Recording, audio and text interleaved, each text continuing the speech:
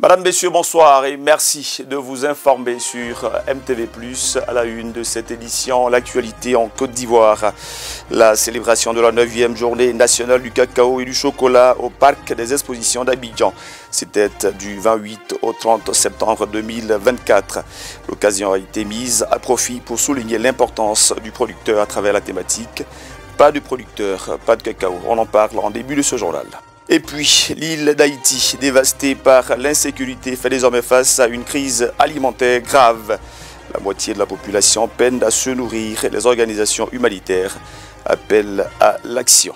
Bienvenue à tous et merci de votre fidélité à ce journal. La direction, le parc des expositions d'Abidjan à Port-Bouët pour ouvrir cette édition. La journée nationale du cacao et du chocolat s'y est tenue, c'était du 28 au 30 septembre dernier. La Côte d'Ivoire a mis à profit cet événement pour souligner l'importance du paysan dans le système économique de notre pays à travers la thématique. Pas de producteurs, pas de cacao. Le point tout de suite dans ce reportage. Le cacao made in Côte d'Ivoire se dévoile sous ses plus belles facettes à la 9e édition des Journées nationales du cacao et du chocolat.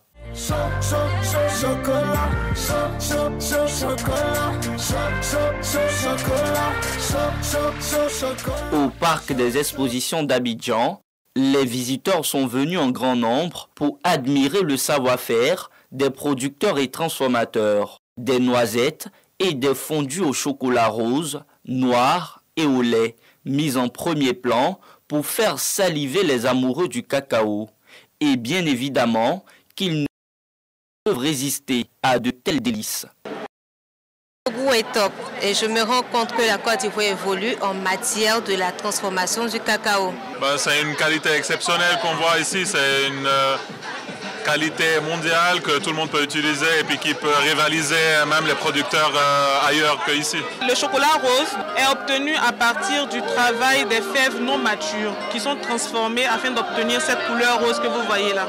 À ce rendez-vous, Viviane Kwame, maître chocolatier, utilise son génie créatif pour valoriser davantage le cacao ivoirien.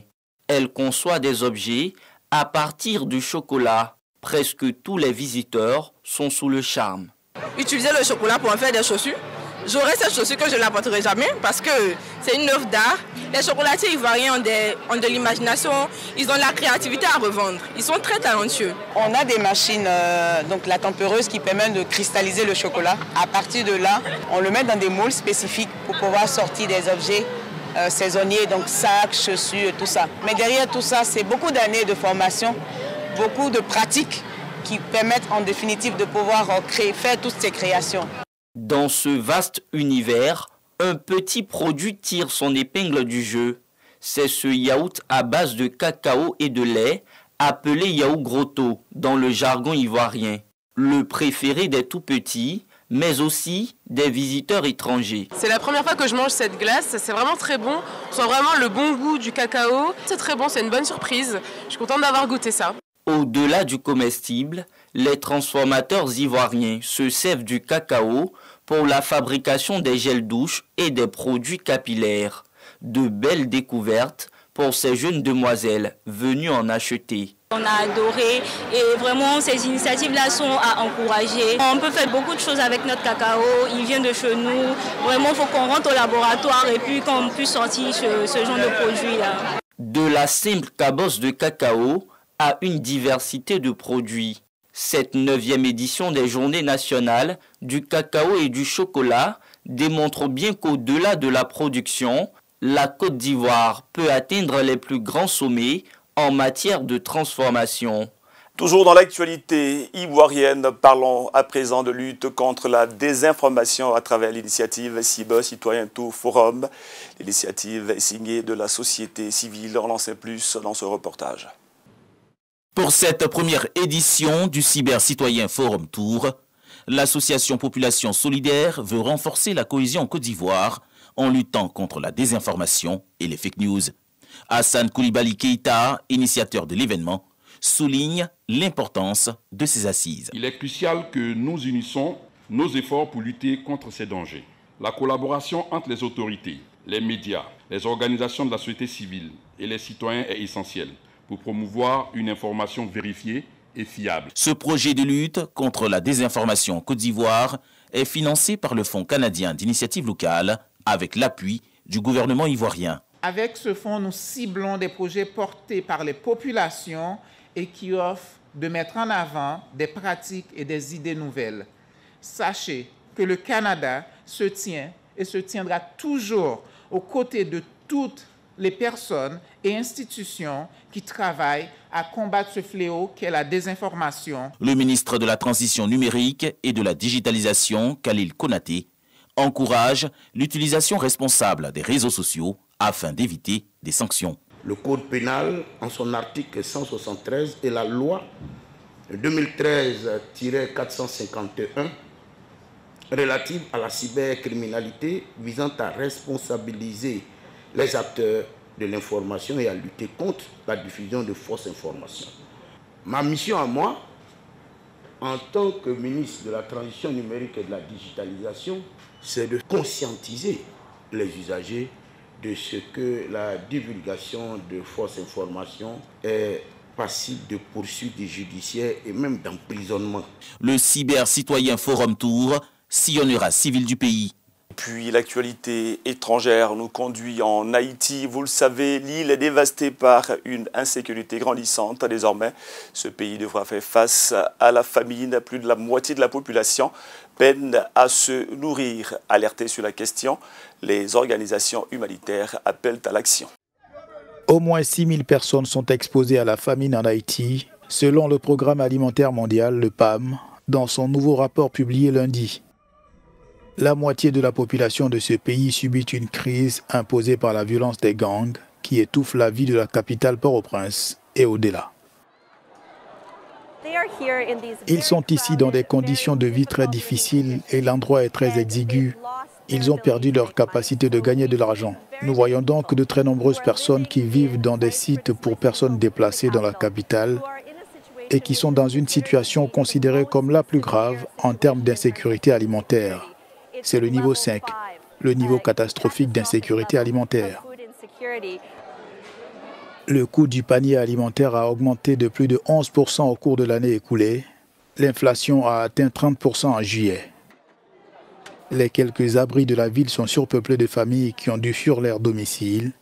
6 000 déplacés dans les abris qui dépendent entièrement du PAM et d'autres ONG. En Haïti, l'insécurité alimentaire fait des ravages. Retour en Côte d'Ivoire pour parler de mode. Le secteur du e-commerce séduit de plus en plus de consommateurs. Les vêtements affichant des versets bibliques et des slogans chrétiens gagnent en popularité sur les plateformes de vente en ligne comme Shine. Des modèles tels que Faith Over Fear et des phrases inspirantes attirent les consommateurs mêlant foi et style. Une tendance qui témoigne de l'interaction croissante entre la mode et la spiritualité. Le christianisme prend de l'ampleur dans le monde de la mode, notamment chez les géants du e-commerce comme Shein. De plus en plus de vêtements arborent des slogans et des versets bibliques attirant l'attention des consommateurs. Parmi les articles phares, on trouve un sweatshirt à succès portant l'inscription Faith Over Fear, la foi plutôt que la peur, et un verset du psaume 118 affirmant que l'Éternel est pour nous. Des modèles plus audacieux affichent des phrases comme « Savoure Jésus-Christ et tu n'auras jamais soif » avec une référence visuelle au logo Coca-Cola. Ces créations permettent aux croyants de porter leur foi avec style, tandis que d'autres messages comme « Enfant de Dieu » ou « Jésus t'aime » facilitent l'identification chrétienne. AliExpress, un autre acteur majeur de la vente en ligne, propose également des vêtements similaires. Cette tendance montre comment les références religieuses s'intègrent dans la culture populaire, rendant la foi accessible et tendance. Un mot de transport dans cette édition en Côte d'Ivoire et principalement dans le district autonome d'Abidjan. De plus en plus de cas d'accidents de circulation impliquant minicars et gros camions. La question intéresse la rédaction de Miracle TV+. Elle pose la question aux Ivoiriens au micro de Samira Tibé. Ils se sont prononcés sur cette situation préoccupante. Je propose ce résumé tout de suite. La question sur les accidents de circulation entre les minicars et les gros camions, ce sont des choses récurrentes, ce sont des choses qu'on a l'habitude de voir ici à Abidjan et par ailleurs aussi. Voilà, je pense qu'il y a assez de pertes en vie humaine et cela doit cesser. Et si j'ai un conseil vraiment à apporter, c'est d'abord le civisme, voilà, le civisme routier, c'est-à-dire donner des orientations à tous ceux qui conduisent ces gros camions et ces moins camions aussi. Voilà, et cela pourrait vraiment diminuer le taux de mortalité, voilà, sur nos routes. Donc il faut vraiment conseiller, il faut vraiment faire des conférences, il faut amener ces chauffeurs-là, ces patrons des camions-là, à prendre conscience, à éduquer aussi leurs chauffeurs. Quand ils sont sur les voies, il faut éviter aussi de prendre des doses, de l'alcool, des stupéfiants, pour être vraiment lucide quand on conduit. Et ça peut vraiment, voilà, diminuer le taux de mortalité sur nos routes, sur nos autoroutes et autres. Il faut d'abord une sensibilisation. Il faut sensibiliser les chauffeurs. Et puis aussi, il faut aussi toucher, comment dirais-je, comment on peut appeler ça, les écoles, les auto-écoles. Les auto-écoles. Parce qu'on attribue parfois les permis aux gens qui ne sont pas conscients. Un enfant de 18 ans qui doit rouler un gros camion, il s'est dit quoi? Ils ont dans nos jargons, on appelle ça allons ça. Et parfois, il y a une histoire de concurrence. Quand tu vois un gros camion, quand un gros camion arrive, lui, quand il voit un petit véhicule, il s'est dit quoi? Il y a une concurrence, il faut l'écraser, bon, par là. Même c'est de même avec les BACA. Donc aujourd'hui, ce que je voudrais dire, j'aimerais dire au moins ça à tout le monde, à tous mes collègues chauffeurs, que la vie que nous vivons, elle n'est pas longue. La vie que nous avons, que Dieu, le Seigneur nous a donnée, elle n'est pas longue. On doit toujours la remettre entre les mains du Seigneur. C'est pourquoi quand tu conduis, ta vie est dans le... Même si tu es un chauffeur de gros camion, ta vie est dans le camion. Parce que tu peux faire un accident ou tu peux être estropié à jamais. Restons dans la dynamique de l'interrogation avec cet autre sujet. Que pensez-vous de l'impact des influenceurs sur les réseaux sociaux en Côte d'Ivoire?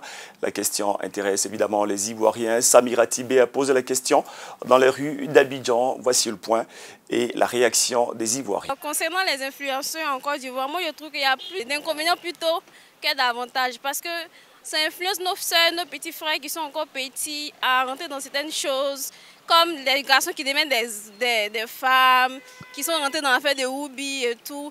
Nos petits frères qui sont rentrés dans l'affaire de broutage, qui font tuer, ils se font assassiner. Par exemple, nos soeurs, une soeur qui s'est fait assassiner tout récemment. De toutes les façons, ils n'influencent personne. Quand on dit influenceur, c'est pour pousser les gens à faire de bons actes, de bonnes choses, et non pousser les enfants à aller contre les cultures africaines. Mais en toute chose, il y a le côté positif et il y a le côté négatif. Tout dépend de qui est-ce que tu suis comme influenceur. Parce que celui que tu suis peut influencer ta vie. En majeure partie, d'autres impactent négativement. Aujourd'hui, c'est la bêtise qui paye. Et les influenceurs, voyant cela, s'aventurent dans cette bêtise-là pour faire plusieurs vues, pour se faire remarquer. C'est en cela que je dirais, ça dépend de qui est-ce que tu suis. Un tout autre sujet à présent, et c'est du football qui nous intéresse. Le marché des transferts pourrait s'animer en hiver prochain. Le Real Madrid pourrait se séparer de son milieu de terrain Aurélien Tchouaméni cet hiver. Malgré son intégration réussie, la direction de la Maison-Blanche semble ouverte à un transfert si une offre attractive est faite. Une situation à suivre de très près. Le prochain mercato pourrait être animé par un potentiel transfert d'Aurélien Tchouaméni, le milieu de terrain du Real Madrid. Arrivé en juillet 2022 pour 80 millions d'euros en provenance de l'AS Monaco, le Français s'est rapidement imposé comme l'un des joueurs clés de l'équipe. Cependant, malgré son statut, la direction du club ne le considère pas comme un élément incontournable. Selon certains sites, Florentino Pérez serait ouvert à le laisser partir sur une offre intéressante se présenter.